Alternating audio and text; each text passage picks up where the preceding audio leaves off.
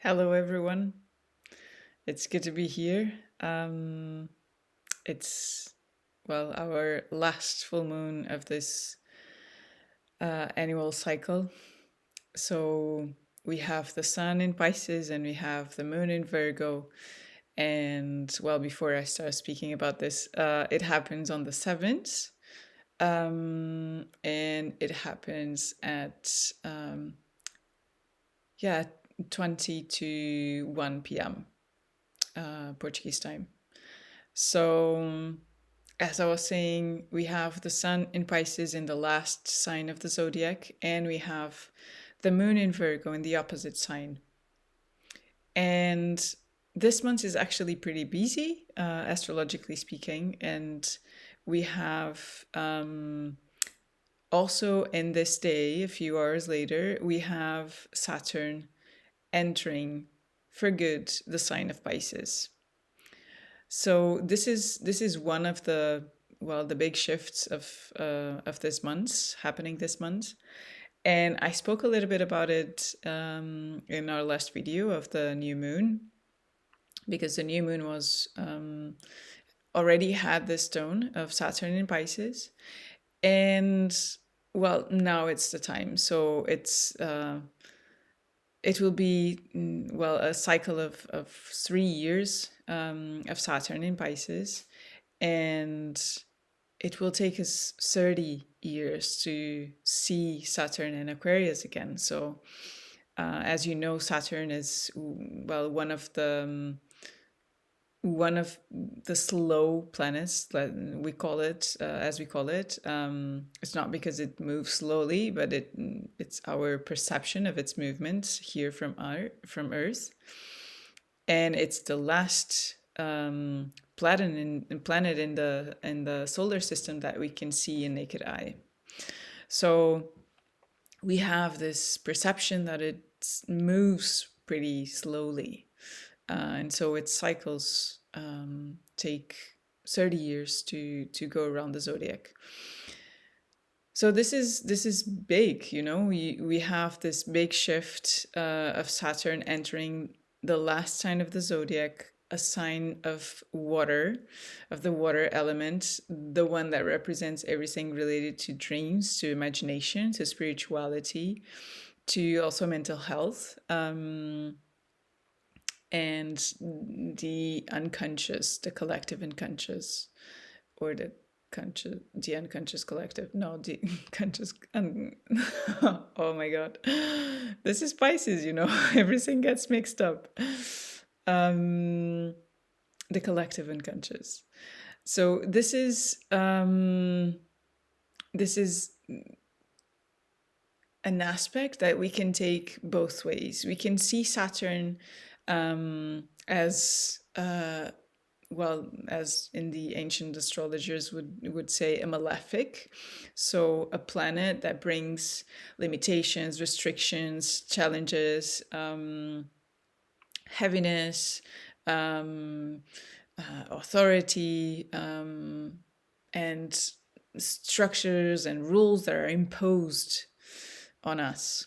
Or we can see Saturn from the personal perspective, that invites us to grow up, to mature, to take responsibility for our own choices and for the path that we choose to take, or for what we say or whatever, but especially for the vision that we establish for oneself, and to be responsible for the past, that for committing to that path, and for taking ownership. I think ownership is a big word for Saturn.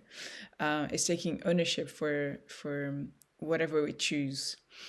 And so we can see this, and I think it's a big difference. If you see it from one or the other perspective, one is constructive, the other is not so much. It's like just putting the blame or the responsibility in external events from us. It doesn't mean that Saturn is not actually bringing some limits and some restrictions, or is not like pushing us towards making choices according or being clear about our priorities and what we want to commit to. And it doesn't mean that this is not challenging at some moment. It's not to say that, but if we only focus on that, then we are only focused on what's not within our power to choose, and how to perceive the events that are happening. So we have to have this understanding that it's not against us, it's for us. And so taking this perspective that wherever we have Pisces in our charts, that area of life is going to be invited to to be acquainted with the dreams that we have, but we never actually commit to pursue them, or yeah, the things that we just keep as fantasies and illusions in our life, and we are actually not taking, not taking that in our hands and doing something about them, and yeah, bringing some solidity and some structure that actually supports that in this realm that is this planet. Um, so there will be invites for that for the next 3 years. So this is something that I want to bring awareness into, because I think it's different. The perspective that we choose to look at things changes the way that we experience things as well. So this is important, and this is a moment that we, of course, need to, for example, in bringing this water element to our awareness. The waters of Pisces, basically, they're just speaking about the collective use of this resource. This is water. So how are we as a collective? And of course, collectively, a collective is made of several individuals. So how are we actually using our waters, and what are we doing with it? So maybe some of us are so used of just opening the tab and there's water running. And so it's we don't take into consideration what we are wasting, or at least how are we using that. So Virgo actually invites us to understand the usefulness, or the useless. How are we using this resource here? It invites us to to discern, to understand, to analyze how are we using that. And the same thing is Saturn doing, is bringing responsibility for the way that we are using this resource. So we may see some challenges in the use of this resource for the next 3 years, for example. But it's something that it really depends on our personal, in the position that Pisces is in our charts. So I'm speaking collectively here. But so this is a topic, and we have to take it in. We have to understand that this is not, if the resource, if the water resource is shortening, is because I need to find other ways to actually use it, and to be really mindful about how I use it. So this is just an example, and it's not just for me to feel restricted about it. This restriction comes for me to become more mindful, and of course a little bit more mature in the way that I deal with it. So this is, as I said, just an example of this. But of course, it's a big shift, and we have to bring some structure to the area of life where Saturn is going to travel in our charts. So if you know it, then if you know your chart, or if you have it, just go there and try to analyze what will be the invite here. Where exactly do you still need to mature or to build a solid structure, a solid foundation for that area of your life that is maybe lacking? And we'll see if something cracks along the way, along this 3 years. It's because it wasn't solid enough. But for now, the only thing that you can do is just to yeah to prepare yourself to analyze that. And so this is one of the topics, of course, for this full moon. And then we have another topic that is this full moon squaring Mars in Gemini, and so we have what we call in astrology a T square, which is a dynamic and it can be challenging, a challenging aspect with the mutable signs. So mutable signs, this mutable quality invites exactly that, the ability to change, the ability to find different ways of flowing. It's a little bit like the elements of water or air, that they can go around. So it's finding new ways. And usually the mutable signs like movement, they like to be in constant movement. So bringing this into a T square, it means that is one piece of the square that is lacking. And in this case, we have the Sagittarius part empty. So we have this square with Mars, Sun and Moon both squaring Mars. Mars in Gemini, of course, brings the need for agility. I spoke about this so many times now. We have had Mars in Gemini since August last year, if I'm not mistaken.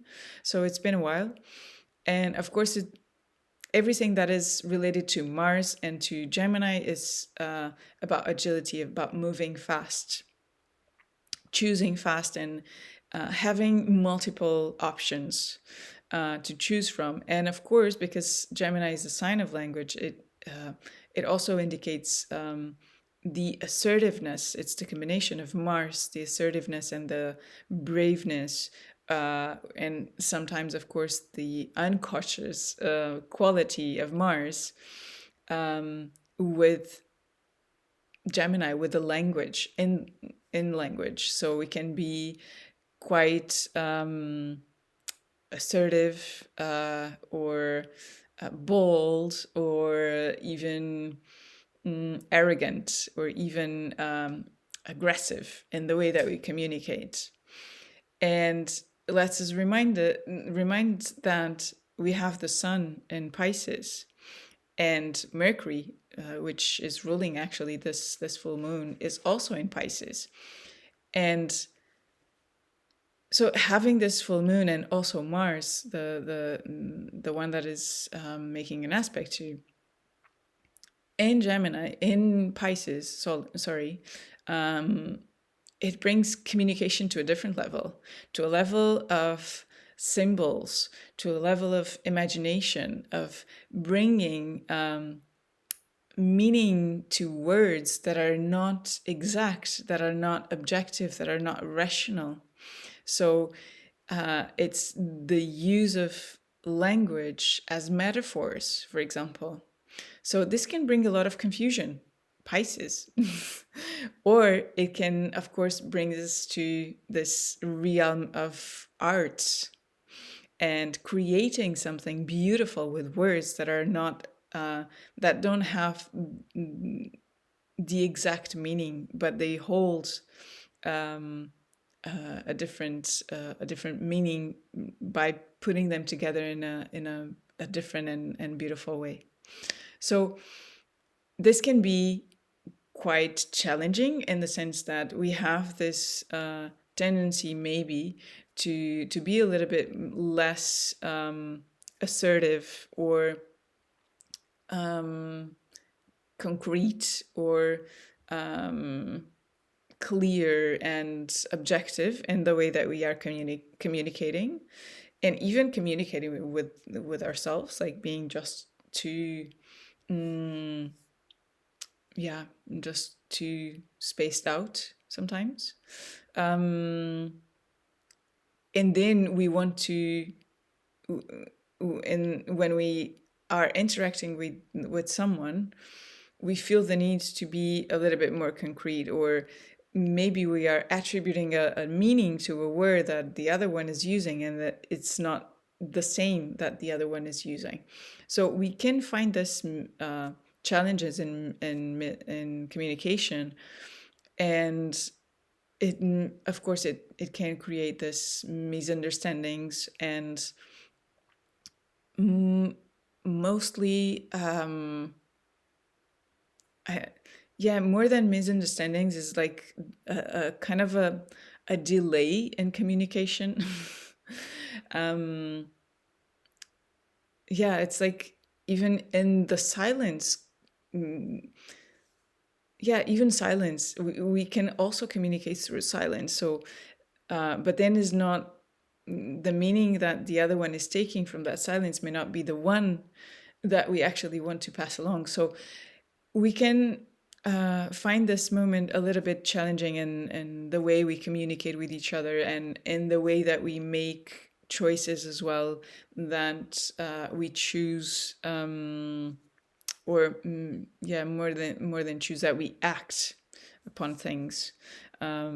So, and this is something that, of course, the moon in Virgo can bring this too much detail, or this too much focus into the details of things, and wanting everything to be as clear as possible.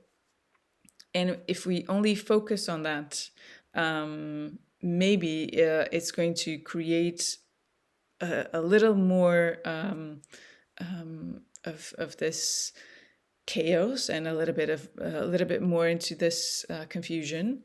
So what we need to focus on here is on the part of the square that is missing. So Sagittarius, and Sagittarius, of course, it points us to into one direction, um,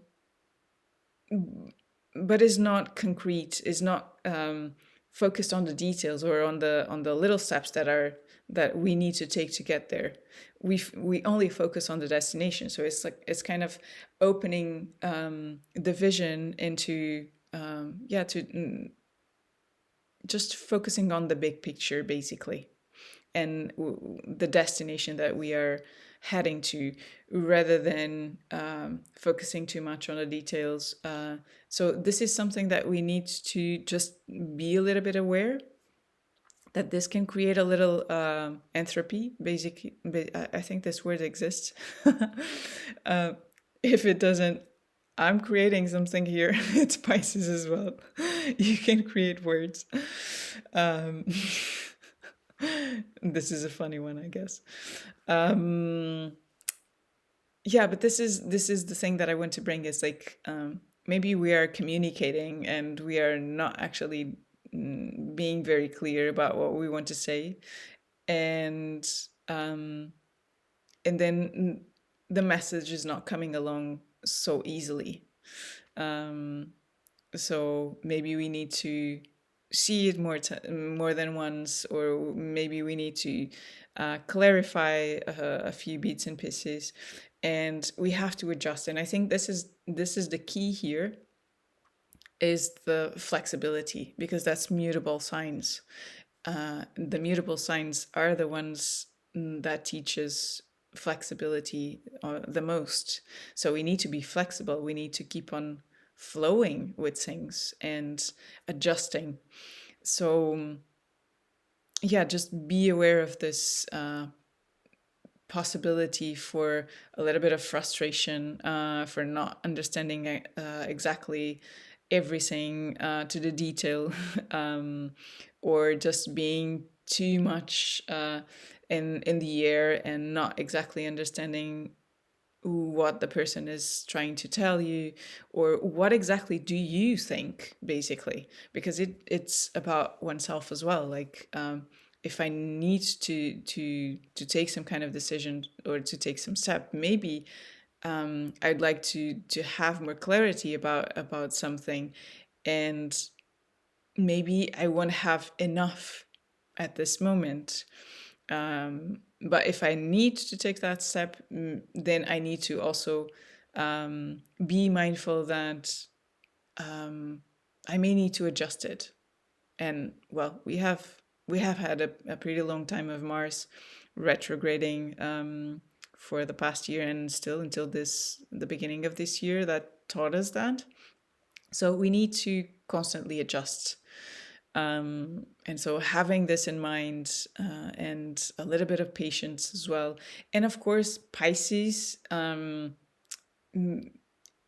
if there's one thing that Pisces teaches us, is the need to silence the mind.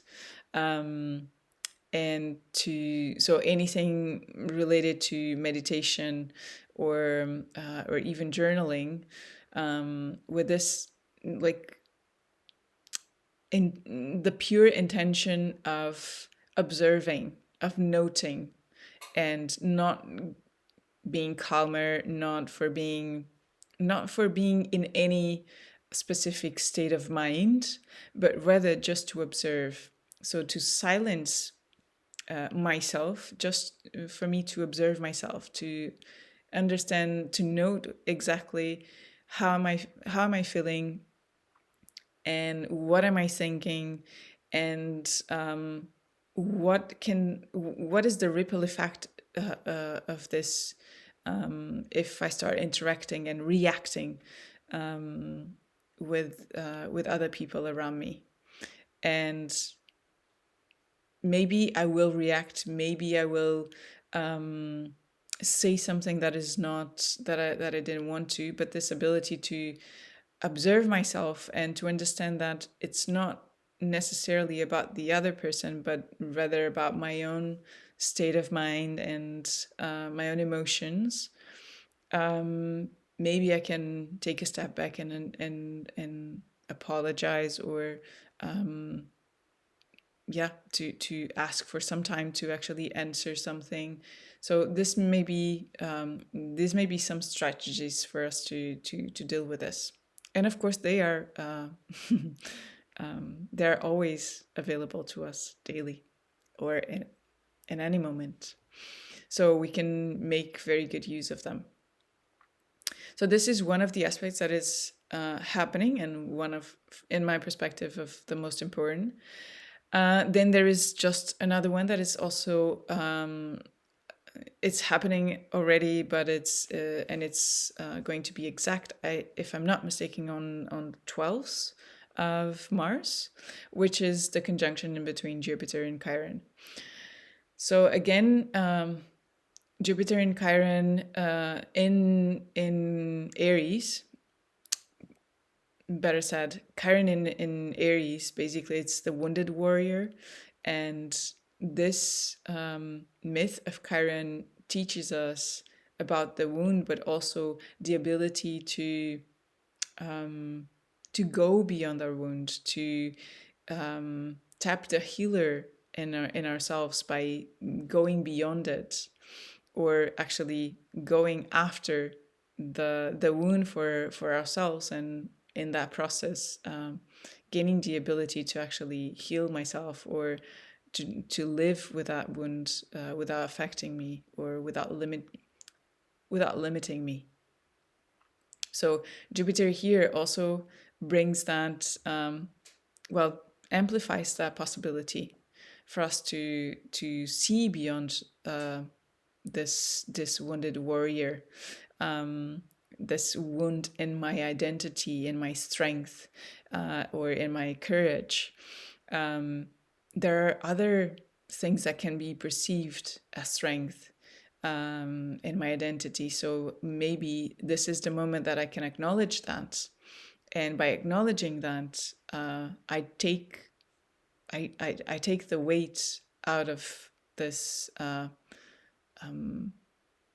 wound, this pain, and I can acknowledge other ones, or I can also at this moment seek for help uh, to regain that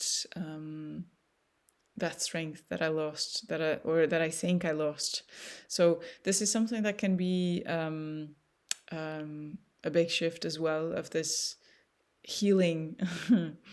This healing portal can be open. I'm not the one to speak about portals here, but yeah, this can be a metaphor only, for us to realize that it's an opportunity for us to maybe feel that our identities are threatened in some way, and acknowledge that we are the only threat to our identity, because we are attached to one kind of identity, one kind of ego, let's say, and maybe there's more to ourselves to explore than we can see. So maybe that's a moment for us to explore. So this is it. I leave you with this, and I'll be here for, well, for the New Year's. So on the 20th, we will have the Sun entering Aries. So the new astrological year will begin on the 20th. And right after that, we have the new moon. So I'll be back to wish you, yeah, a happy new year. And I hope until there, you just take the best that you can from this moment, and be, well, what Pisces asks us to be loving, to be compassionate, with ourselves and with one another. So yeah, take the best out of it, and see you very soon. Bye.